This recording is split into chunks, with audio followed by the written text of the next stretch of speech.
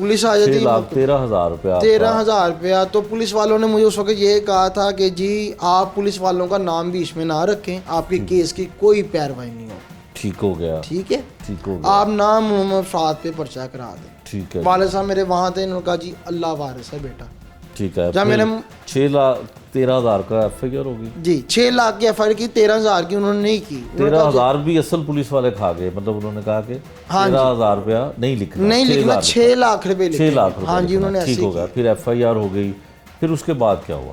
फिर उसके बाद ये हुआ कि डकैती के केस तो पुलिस हल नहीं करती है, ना इनसे डाकू पकड़े जाते हैं। तो फिर आपके साथ क्या हुआ? फिर आपने डाकू को कैसे पहचाना? मैं बताता हूँ। फिर ये मुझे 5 कुछ दिन ने ऐसे लेके उसी रोड पे जलील होते रहे, ये कैमरा चेक करो, ये चेक करो, सब बंद। जहाँ पे हुकूमत के कैमरे लगे, वो जो रचना टाउन वो बन रहा है ना छतरे मोड़ पे पुल, उसकी वजह से वो सिटी 40 कैमरे बंद थे।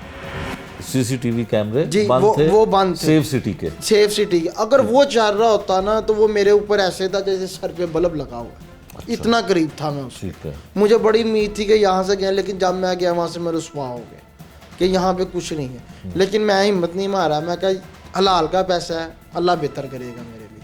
ठीक है। वो फिर ऐसे करते करते काफ़ी अरसा गुजर गया। रोज़ जाना देखना, मुझे बताते थे जी मुलजिम फलान जगह पकड़े गए, देखने जाने, शनाख्त करने। वैसे करने में जाता था लेकिन कोई सबब नहीं बना। ठीक है। मैं फिर जब आपका ये प्रोग्राम मैंने देखा, इस शख्स को जब मैंने पहचाना, ये रून को, ये जरा दिखाइए कैमरे जी, इसको मैंने पहचाना। ये आपका मुलजिम है जिसने आपके साथ डकैती की। इसने मेरे से बेल्ट ली थी। ठीक है।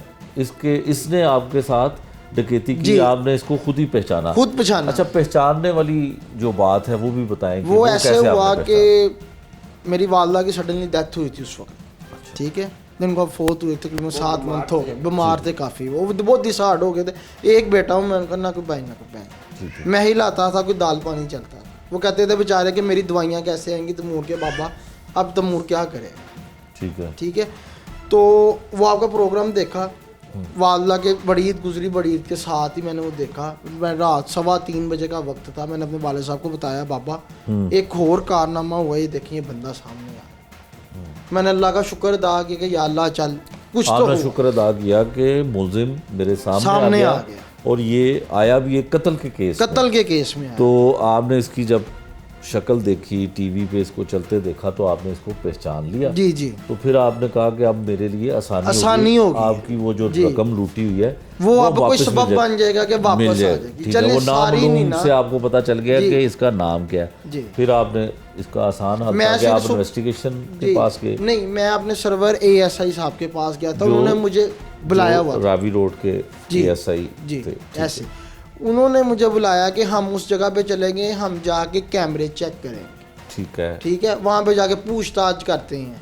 मैं उनके पास, मैं वाले साहब के कहा, मैं कहा, उन्होंने कहा जी चले आए, चले मकूए मौके पे वारदात के। ठीक है। मैं कहा सर जाने का कोई फ़ायदा नहीं है, ये शख्स है, इसको मैंने पहचान लिया। ठीक है। ठीक है। उन्होंने कहा ये बहुत बेहतर हो गया बेटा, मसला हल हो जाएगा। मैं कहा जी अल्लाह करेगा। ठीक है। इन्होंने फिर मुझे एक पुलिस वाले साहब के साथ भेजा उधर शालीमार, जहाँ ये थाने में गिरफ्तार हुए थे। मैं वहाँ गया, पुलिस वाले साहब ने मुझे पीछे खड़ा किया होता। उन्होंने पहले मुझे पूछा सोया हुआ था वहाँ। उन्होंने कहा कौन? मैं कहा वो है। उन्होंने मुझे पक्का? मैं कहा 100% पक्का। ठीक है। ठीक है, मतलब जिम्मेदारी से आप कह रहे हैं? जी, मैं जिम्मेदारी से, क्योंकि एक बंदा, मैं आपके पास आता हूँ, मास्क नहीं पहनता, मैं आप पे गन पॉइंट रखता हूँ, आप तो मुझे पहचानेंगे, मैं जितने मर्जी बेस बदल लूँ। बिल्कुल ठीक है। ठीक है। मैंने उनको कह दिया, उन्होंने मुझे पीछे कर दिया। उनका बेटा देख लें। मैं कहा सर पूरा अल्लाह के हुक्म से यही है वो शख्स। ठीक है।